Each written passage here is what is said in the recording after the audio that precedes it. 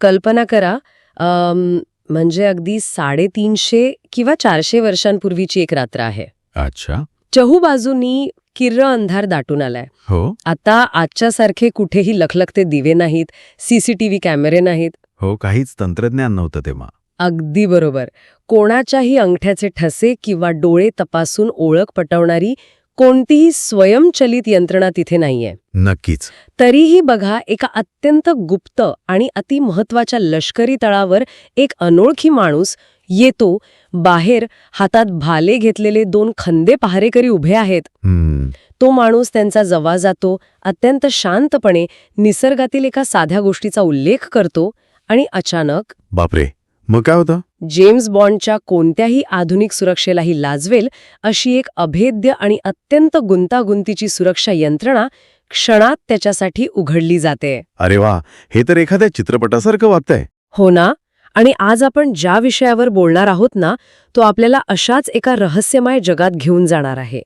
आपल्या या सखोल विश्लेषणाचा मुख्य स्रोत आहे बाजिंद या ऐतिहासिक कादंबरीतील पान क्रमांक 111 वरील एक अत्यंत थरारक प्रसंग. हो, बाजिंदमधला हा प्रसंग खरोखरच अंगावर काटा आणणारा आहे. नक्कीच. आणि आज आपलं उद्दिष्ट केवळ इतिहासातील एक प्रसंग नुसता वाचून दाखवणे हे नाहीये, बरोबर. तर त्यामागील मानवी मानसशास्त्र, शिवकालीन गुप्तहेर यंत्रणेची ती अचूक कार्यप्रणाली आणि माणसांच्या अढळ निष्ठेचे मर्म समजून घेणे हे आपलं ध्येय आहे. चला तर मग या ऐतिहासिक रहस्याच्या गाभाऱ्यात प्रवेश करूया. हो, मलाही यावर बोलायला खूप आवडेल, कारण जेव्हा आपण इतिहासाकडे पाहतो ना, तेव्हा आपण सहसा युद्धांच्या तारखा, राज्यांचे विस्तार किंवा तह यांच्यातच अडकतो. अगदी खरंय. आपण फक्त सनावळ्या पाठ करतो. पण हा जो कादंबरीतील उतारा आहे, तो आपल्याला चक्क एका गुप्तहेर यंत्रणेच्या प्रत्यक्ष कार्यप्रणालीच्या पातळीवर घेऊन जातो. म्हणजे नेमकं कसं? म्हणजे माहितीची देवाणघेवाण प्रत्यक्षात कशी होत होती, एखाद्या अत्यंत सुरक्षित ठिकाणी प्रवेश कसा मिळवला जात होता, याचा हा एक जिवंत आणि उत्तम पुरावा आहे. हे केवळ वर्णन नाहीये, अच्छा. तर एका परिपूर्ण व्यवस्थेचं ते दर्शन आहे. नक्कीच. आणि मला सांगायला आवडेल की ह्या प्रसंगाची सुरुवातच मुळात एका विलक्षण तणावाने होते. हो, ते सखाराम आणि त्याचे साथीदार. हो, बरोबर. सखाराम आणि त्याचे साथीदार एका वृद्ध माणसाच्या मागोमाग एका कक्षापाशी येतात. तिथे हातात भाले इतलेले 2 पहारेकरी खडा पहारा देत आहेत. हे दृश्यच मुळात एखाद्या थरारक प्रसंगासारखं डोळ्यांसमोर उभं राहतं. तो वृद्ध माणूस त्या पहारेकऱ्यांना वस्ताद काकांना भेटायचं आहे असा निरोप देतो. पण बघा, तो नुसता निरोप नाहीये. तो एक परवलीचा शब्द असतो. अगदी बरोबर. तो तिथे एक सांकेतिक वाक्य वापरतो. तो म्हणतो, नाईकांच्या खाजगीतील परवलीचा शब्द उमराचं फूल उगवलं आहे. उमराचं फूल उगवलं आहे. क्या बात है. हो, हे ऐकल्यावर मला आजच्या आधुनिक काळातील दुहेरी सुरक्षा पडताळणीची म्हणजे आपल्या 2 फॅक्टर ऑथेंटिकेशनची आठवण झाली. हो, आज आपण OTP वापरतो. अगदी तेच. आपण आज सुरक्षितेसाठी मोबाईलवर येणारा तात्पुरता गुप्त संकेत वापरतो. पण शेकडो वर्षांपूर्वी हा परवलीचा शब्द अगदी तोच उद्देश साध्य करत होता. पण काय? इथे मला एक मोठा प्रश्न पडतोय आणि तो मी तुम्हाला विचारणार आहे. उंबराचं फूल का? अच्छा, शब्दाच्या निवडीवर तुमचा प्रश्न आहे. हो ना. निसर्गात इतकी फुले आहेत, इतकी झाडे आहेत, आणि जर हा शब्द इतका महत्वाचा होता तर तो असा साध्या फुलाचा का ठेवला? मला तर यात थोडा धोका वाटतोय. तुमचा हा अतिशय अचूक आणि महत्वाचा प्रश्न आहे. आणि याच प्रश्नाच्या उत्तरातून तत्कालीन गुप्तहेर यंत्रणेची बौद्धिक झेप दिसून येते. कसं काय? सर्वात आधी आपण उंबराचं फूल या रूपकाचा अर्थ समजून घेतला पाहिजे. निसर्गाचा नियम असा आहे की उंबराच्या झाडाला कधीही बाहेरून फूल येत नाही. अरे हो, बरोबर. ते फूल त्या फळाच्या आतच दडलेले असते. त्यामुळे उंबराचं फूल हे नैसर्गिकरित्या अत्यंत दुर्मिळ, गूढ आणि सहसा कोणालाही कधीही न दिसणार असते. अच्छा, म्हणजे ती एक दुर्मिळ गोष्ट आहे. हो, गुप्तहेरांचे संकेत हे कधीही नेहमीच्या वापरातील किंवा संशय निर्माण करणाऱ्या भडक शब्दांसारखे नसायचे. पण तरीही एक मिनिट, जर कोणी तिसराच माणूस, समजा एखादा शेतकरी किंवा सामान्य वाटसरू, हा संवाद ऐकत असेल आणि कोणी चुकून बोलता बोलता उमराच्या फुलाचा उल्लेख केला, तर ही तर सुरक्षेतील खूप मोठी त्रुटी ठरू शकते ना? नाही, तसं नाही येते. एखाद्याने सहजच हा शब्द उच्चारला आणि त्याला थेट आत प्रवेश मिळाला तर काय करायचं? इथेच तर खरी मेक आहे. हा केवळ एक सुटा शब्द नव्हता. मग तर ती एका अत्यंत गुंतागुंतीच्या संवाद साखळीची शेवटची पायरी होती. अच्छा. जेव्हा तो वृद्ध माणूस उमराचं फूल उगवलं आहे असे म्हणतो, तेव्हा तो शब्द कोण उच्चारतोय, तो कसा उच्चारला जातोय, म्हणजे बोलण्याची पद्धत. हो, आणि कोणत्या परिस्थितीत उच्चारला जातोय हे सर्व आधीच ठरलेले असते. शिवाय हा परवलीचा शब्द प्रत्येक सामान्य निरोपासाठी वापरला जात नसे. मग तो कधी वापरला जायचा? जेव्हा बहिर्जी नायकांच्या यंत्रणेतील एखादा गुप्तहेर हा विशिष्ट शब्द वापरतो, तेव्हा त्याचा अर्थ असा होतो की राज्यावर एखादे मोठे संकट आले आहे. बापरे. एखादी अत्यंत दुर्मिळ, अतिशय महत्वाची आणि आणीबाणीची घटना घडली आहे. हा शब्द कानावर पडताच ऐकणाऱ्याला परिस्थितीचं गांभीर्य क्षणात लक्षात यावं आणि मेंदूत धोक्याची घंटा वाजावी, अशी ही योजना होती. अरे वा. ती एक प्रकारची मानसिक पूर्वतयारी होती. अच्छा. म्हणजे हा परवलीचा शब्द केवळ दरवाजा उघडण्याची चावी नव्हता, बरोबर. तर तो आत बसलेल्या अधिकाऱ्याला परिस्थितीच्या तीव्रतेची जाणीव करून देणारा एक भोंगा होता म्हणायचा. अगदी समर्पक उपमा दिली तुम्ही. हे खरोखरच अचंबित करणारं आहे, कारण आजकाल आपण सुरक्षिततेसाठी जे पासवर्ड बनवतो ते अर्थहीन अक्षरे आणि आकड्यांचे असतात. हो, त्यात कसल्याही भावना नसतात. तून राज्याच्या सुरक्षेचा अत्यंत गंभीर अर्थ दडलेला संकेत आहे. अगदी बरोबर. आता या उतारात पुढे जे घडतं ते मला आणखी गूढ वाटतं. पुढे काय होतं? तो पहारेकरी मान हलवतो आणि आत जातो. बाहेर येऊन तो फक्त त्या चौघांनाच आत पाठवतो आणि तो शब्द वापरतो, मंदिरात. अच्छा, मंदिर. आता जेव्हा आपण मंदिर हा शब्द ऐकतो तेव्हा आपल्या डोळ्यांसमोर काय येतं? शांतता, प्रदक्षिणा, फुलांचा सुगंध. हो, समईचा प्रकाश आणि निखळ भक्ती. अगदी बरोबर. भक्ती आणि मनःशांतीचे ते परमप्रतीक मानले जाते. पण पुस्तकातील वर्णनानुसार इथे आत गेल्यावर दृश्य पूर्णपणे वेगळंच आहे. वेगळं म्हणजे कसं? मंदिरात समईचा मंद प्रकाश नक्कीच आहे. समोर आई तुळजाभवानीची प्रसन्न मूर्तीही आहे. हां. पण आजूबाजूला तलवारी, भाले, बर्छी, कट्यारी अशी हिंसक शस्त्रे चक्क पूजेत ठेवल्यासारखी अत्यंत व्यवस्थित मांडली आहेत. हो, हे दृश्य खूपच प्रभावी आहे. पण बघा, इथे मला एक खूप मोठा विरोधाभास जाणवतो आणि मी यावर नक्कीच आक्षेप घेईन. काय आक्षेप आहे तुमचा? एकीकडे हे मंदिर आहे जिथे निखळ भक्ती आणि पवित्र्य असावे, आणि तिथेच तलवारी, कट्यारी यांसारख्या शस्त्रास्त्रांचा आणि हत्यारांचा एवढा मोठा साठा आहे. हे दोन पूर्णपणे विरुद्ध टोक असलेले जग एकत्र कसे काय नांदू शकतात? तुमचा प्रश्न साहजिक आहे. एखाद्या भक्ताने हे पाहिले तर त्याला हे अपवित्र किंवा धोकादायक नाही का वाटणार? लष्करी तळ एखाद्या किल्ल्यावर किंवा भुयारात असावा, मंदिरात का? हे बघा, तुमचा हा आक्षेप रास्त आहे, कारण आपण आजच्या चष्म्यातून त्या परिस्थितीकडे पाहत आहोत. हो, तेही आहेच. पण जर आपण या दृश्याचा संबंध त्या काळातील व्यापक रणनीतीशी जोडला तर आपल्याला एका अत्यंत हुशार आणि व्यावहारिक खेळीचे दर्शन घडते. हुशार खेळी? हो, हे केवळ मंदिर नव्हते. हे एक उत्कृष्ट आणि परिपूर्ण गुप्त लष्करी तळ होते. आणि लष्करी तळ लपवण्यासाठी मंदिरासारखी उत्तम जागा दुसरी कोणतीही असू शकत नाही. ती कसं काय? तिथे तर माणसांची सततची ये-जा असते ना, हे तर जास्त धोक्याचं नाही का? उलट तीच तर खरी ताकद होती. म्हणजे? आपण व्यावहारिक पातळीवर विचार करूया. गुप्तहेर यंत्रणेला अशा एका जागेची गरज असते जिथे अनोळखी माणसांची सततची ये-जा कोणालाही संशयास्पद वाटू नये. अच्छा, म्हणजे गर्दीचा फायदा. हो ना. मंदिरात दररोज शेकडो भाविक, वाटसरू, साधू संत आणि भिक्षेकरी येत असतात. अशा गर्दीत जर एखादा गुप्तहेर वेषांतर करून आला तर शत्रूच्या खबऱ्यांना किंवा अगदी सामान्य गावकऱ्यांनाही त्याचा संशय येत नाही. अरे हो, हे तर माझ्या लक्षातच आलं नव्हतं. दुसरी अत्यंत महत्वाची गोष्ट म्हणजे आवाज. आवाज? शस्त्रांचा आवाज तर येणारच ना? हो, शस्त्रास्त्रांची देखभाल करताना, ती घासताना किंवा त्यांची ने-आण करताना आवाज होणारच.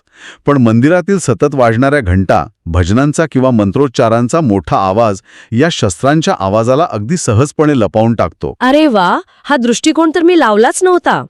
म्हणजे केवळ गर्दी नाही तर आवाजाचेही एक नैसर्गिक आवरण तिथे उपलब्ध होते. एवढेच नाही, आणखी काय?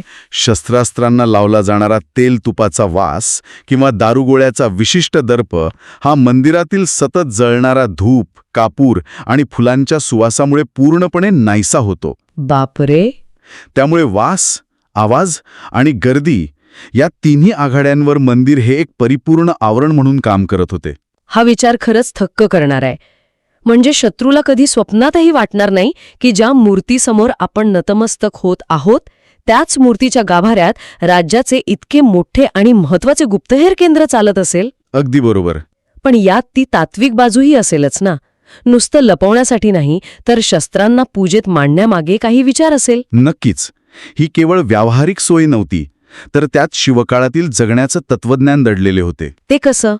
त्या काळात मूर्ती आणि शस्त्रास्त्रांचे हे जे सहअस्तित्व होते ते दर्शवतं की स्वराज्य रक्षण आणि धर्मरक्षण हे दोन वेगळे विषय मानले जात नव्हते. अच्छा. शस्त्रे ही केवळ हिंसा करण्याची किंवा मारामारीची साधने नव्हती, ती अन्यायाविरुद्ध लढण्याची आणि मातृभूमीच्या रक्षणाची पवित्र साधने होती. खरंच खूप उदात्त विचार आहे हा. म्हणूनच ती देवाच्या मूर्तीसमोर अत्यंत आदराने आणि पावित्र्याने मांडली होती. हे दृश्य आपल्याला सांगतंय की त्यांच्यासाठी कर्तव्य हीच भक्ती होती. हे स्पष्टीकरण त्या उतार्यातील दृश्याला खरोखरच एका वेगळ्याच उंचीवर घेऊन जाते. आणि यात गूढ, पवित्र आणि तणावपूर्ण वातावरणात त्या समयीच्या मंद प्रकाशात एक व्यक्ती पाठमोरी उभी आहे. वस्तात काका. हो, वस्तात काका.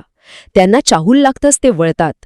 पुस्तकातील त्यांचे जे वर्णन लेखकाने केले आहे ना, ते इतके जिवंत आहे की ते वाचतानाच मनात एक आदरयुक्त दरारा निर्माण होतो. हो, त्यांचा व्यक्तिमत्वच तसं आहे. त्यांची अतिशय धीरगंभीर मुद्रा, चेहऱ्यावरील कल्लेदार मिशा, पांढरी शुभ्र दाढी आणि विशेषतः त्यांच्या डोळ्यांतील ते विलक्षण तेज. मला असं वाटतं की हे वर्णन फक्त एका पात्राची ओळख करून देत नाहीये. मग काय सांगताय ते? तर ते त्या संपूर्ण गुप्तहेर यंत्रणेच्या ताकदीची, त्यांच्या प्रदीर्घ अनुभवाची ओळख आहे. अगदी बरोबर ओळखलं तुम्ही. वस्तात काकांचं ते विलक्षण तेज हे काही एका दिवसात किंवा जन्मजात आलेलं नाही. मग ते कशातून आलंय? ते त्यांच्या प्रदीर्घ अनुभवाचे, त्यांनी पचवलेल्या संकटांचे, पाहिलेल्या मृत्यूंचे आणि त्यांच्या कायम सतर्क असलेल्या वृत्तीचे प्रतीक आहे. हो, ते तर आहेच. गुप्तहेर यंत्रणेत जो माणूस इतक्या महत्त्वाच्या आणि संवेदनशील मर्मस्थानावर काम करतो, त्याचे व्यक्तिमत्व कसे असावे याचा हा परिपूर्ण नमुना आहे. वयामुळे त्यांची दाढी पांढरी झाली असेल, पण शरीरातील ताकद आणि निर्णय घेण्याची क्षमता किंचितही कमी झालेली नाही हे त्या वर्णनातून स्पष्ट होते. आणि येथेच हा संपूर्ण प्रसंग सर्वात जास्त रंजक आणि विचार करायला लावणारा ठरतो. तो कसा? वस्तात काका वळतात आणि अतिशय शांतपणे रामराम घड्यांनो, जय भवानी अशी साद घालतात. ते हसून म्हणतात, उमराचं फूल कवा कवा तर उदवतं आमच्या ठाण्यात. हो, हे वाक्य खूप महत्वाचं आहे. हे वाक्य बोलताना त्यांच्या चेहऱ्यावर एक हलकेसे हास्य असले तरी त्या शब्दांमधील गांभीर्य आणि परिस्थितीचे ओझे लपत नाही. त्यांना पूर्णपणे माहीत आहे की काहीतरी अत्यंत मोठे आणि कदाचित राज्याला हादरून सोडणारे तातडीचे काम आले आहे. नक्कीच. पण त्यानंतर ते सखाराम आणि त्याच्या साथीदारांना जो खुलासा करतात ना, तो ऐकून मला खरोखरच धक्का बसला आणि माझ्या मनात अनेक प्रश्न उभे राहिले. हो, तोच उतारा या संपूर्ण विश्लेषणाचा खरा आत्मा आहे. त्या एका वाक्यात स्वराज्याची संपूर्ण प्रशासकीय घडी सामावलेली आहे. हो, पण ते वाक्य ऐकल्यावर मला थोडा विरोध करावासा वाटतो. अच्छा, सांगा ना. वस्तात काका म्हणतात, तुम्ही जो परवलीचा शब्द घेताय, जेव्हा हा शब्द घेऊन कोणी येतो तेव्हा तो शब्द कसा आणि कोणी दिला हे विचारण्याचा सुद्धा आमचा हक्क नसतो. तुमचे काम केलेच पाहिजे. आता हे पहा, आजच्या जगात कोणत्याही आधुनिक संस्थेत आपण अधिकारांची एक उतरंड पाहतो, म्हणजे एक चेन ऑफ कमांड असते. बरोबर. तिथे आपण शिकतो की कोणताही आदेश आला की त्याची आधी शहानिशा केली जावी. हा आदेश कोणी दिला, तो का दिला, यामागे नक्की काय कारण आहे, असे अनेक प्रश्न विचारणे हे सतर्कतेचं लक्षण मानले जाते. हो, आजच्या काळात हेच योग्य मानले जातं. पण इथे वस्तात काकांसारखा अत्यंत अनुभवी, वयाने आणि अधिकाराने इतका मोठा असलेला भारदस्त माणूस अतिशय सहजपणे सांगतोय की मला प्रश्न विचारण्याचा अधिकारच नाही. आजच्या काळात जिथे आपण प्रत्येक गोष्टीवर प्रश्न विचारण्यास प्रोत्साहन देतो, अंधानुकरण करून नये असे शिकवतो, तिथे अशी कृती पाहिल्यावर साहजिकच मनात विचार येतो, ही अशी कोणती निष्ठा होती की ही केवळ एका हुकुमशहाच्या हाताखालची भीतियुक्त शिस्त होती, असा प्रश्न पडलाय तुम्हाला? अगदी तेच. मला यात सुरक्षेची एक मोठी त्रुटी दिसते. जर एखादा फितूर तो शब्द घेऊन आला तर संपूर्ण यंत्रणा कोसळणार नाही का? हाच तो टप्पा आहे जिथे आपली आधुनिक विचारसरणी आणि शिवकालीन युद्धनीती एकमेकांशी भिडतात. म्हणजे तुम्ही म्हणताय की माझी विचार करण्याची पद्धत चुकीची आहे? चुकीची नाही. तुम्ही जो मुद्दा मांडलात तो आजच्या काळात अगदी रास्त वाटतो, पण त्या काळातील यंत्रणेच्या दृष्टीने विचार केला तर हे उत्तर वेगळं मिळतं. काय उत्तर मिळतं? ही अजिबात भीती नव्हती किंवा ही हुकुमशाहीची उतरंड नव्हती. ही एक शुद्ध 100% निष्ठा आणि त्याहूनही अधिक म्हणजे संस्थात्मक कार्यप्रणालीवरील अढळ विश्वास होता. पण प्रश्न न विचारता विश्वास कसा ठेवायचा? आपण ज्या प्रश्न विचारण्याच्या पद्धतीला चांगलं मानतो तो युद्धाच्या किंवा आणीबाणीच्या काळात सर्वात मोठा अडथळा ठरू शकतो. पण तरीही एकही प्रश्न न विचारता आलेला माणूस कोण आहे हे न तपासता थेट कृती करणे हे अत्यंत धोक्याचं नाही वाटत? वस्ताद काकांसारख्या वरिष्ठ माणसाने स्वतःच्या बुद्धीचा वापर करू नये का? हे बघा, वस्ताद काका बुद्धीचा वापर करत नाहीत असे नाही, तर ते एका अशा यंत्रणेचा भाग आहेत जिथे ती बुद्धी आणि पडताळणी आधीच इतर टप्प्यांवर वापरली गेलीय. म्हणजे कसं? जरा सोप्या भाषेत सांगा. शिवकालीन गुप्तहेर यंत्रणेच्या कार्यप्रणालीच्या दृष्टीने विचार करा.